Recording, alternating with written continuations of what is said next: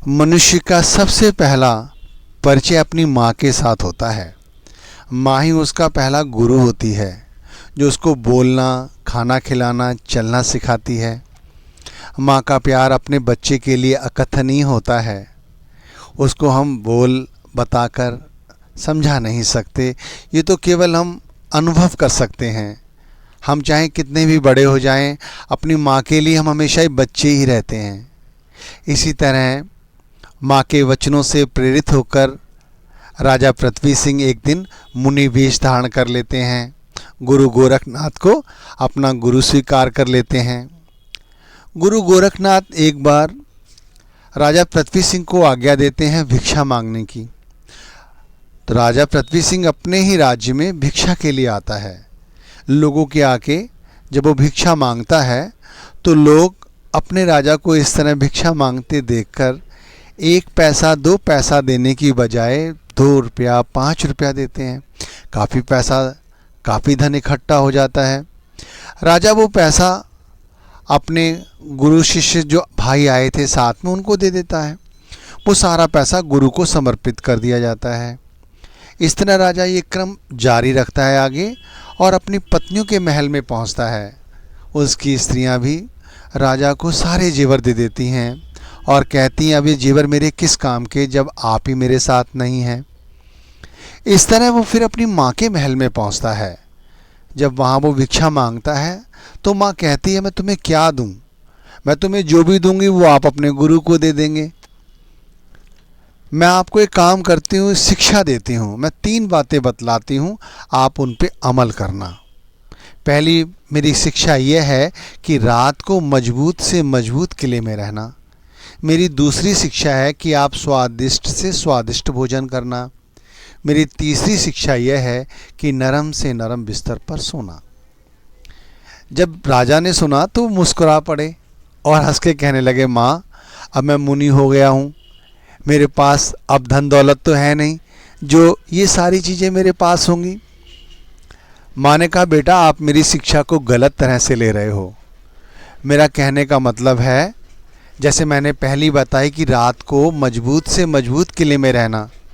बेटा आप अब मुनि वेश धारण कर लिया है, आप ज्ञानी हो गए हैं, आपके पास स्त्रियां आएंगी, लड़कियां आएंगी, बड़ी बूढ़ी औरतें भी आएंगी। आपको संयम से रहना है। आपको गुरु नाम की लोहे की दीवार आगे रखनी है। किसी के साथ अनुचित व्यवहार नहीं करना है। हमेशा ही गुरु की शिक्षा को शिरोधार रखना है। ये बात मैंने कही आपको, लोहे की दीवार के साथ रहना है।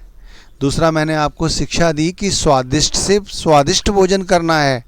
यानी आपको जब भूख लगे, जब आपको खाने के बगैर रहा ना जाए, आपके पेट में दर्द होने लगे, तब आप भोजन करना।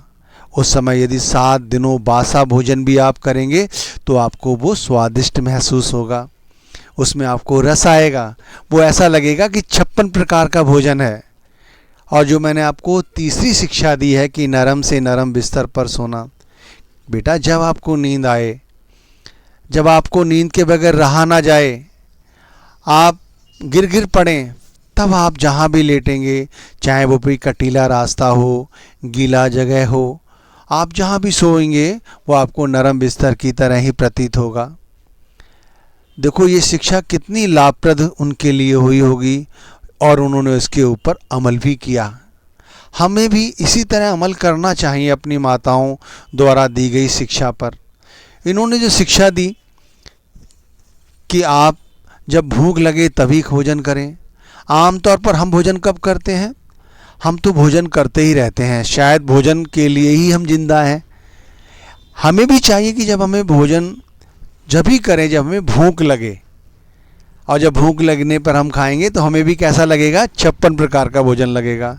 इसी तरह जब उन्होंने कहा कि नींद आए तब सो जाएं, ऐसा नहीं है कि हम लोगों को नींद तो आती नहीं है, हम ज़बरदस्ती पड़े रहते हैं बिस्तर पे, ये चीज़ गलत है। और इसी तरह दूसरी, जब हम सारी शिक्षा हमारी बेकार हो जाती है, जब हम किसी स्त्री के प्रसंग में आते हैं, हमें चाहिए कि इन सारी शिक्षाओं पर अमल करें। यदि हम इस पे अमल करेंगे तो हमारा एक नया जन्म हो जाएगा। ये नया जन्म वाकई में बहुत अद्भुतकारी होगा, बहुत ही कल्याणकारी होगा, क्योंकि जो भी अपनी माताओं की, अपने गुरु की शिक्षाओं को शिरोधार रखकर मानते हैं, उस पर अमल करते हैं, वो बहुत कुछ बन जाते हैं, बहुत कुछ पा लेते हैं। क्योंकि ये संसार नश्वर है, यहाँ से हमें कभी भी जाना पड़ सकता है, इसलिए शिक्षा का लाभ उठाएं। धन्यवाद।